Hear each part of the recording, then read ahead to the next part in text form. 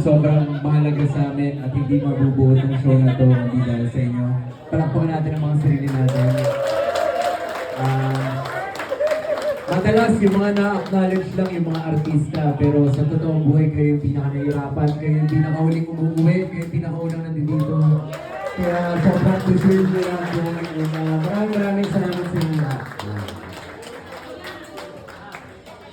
Ito yung maraming namin. And nandiyan po tayo and sana makapahinga po tayo ng maayos sa Christmas break. See you po ulit sa January. Merry Christmas po sa inyong lahat. Maraming salamat at naging parte kayo ng 2025 po. Sana hindi ito yung huling Christmas party ng Ako sa Lugo. Sana hindi ito. 15 more! Ako, Diyos ko, parang baka alam ko si Derek. Ayan, sana magpahinga tayo ngayong Pasko. Let's enjoy Christmas with our loved ones, with our family, and I'll see you guys again next year. Salamat po! Merry Christmas po sa ating lahat.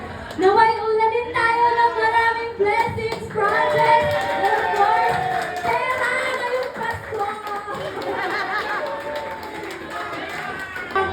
Hindi, yung pulutan. Kasi meron ako small business, Sunshine's Kusina. So, bubunot ako ng 5 taong mananalo ng 500 worth of Sunshine, ay putido.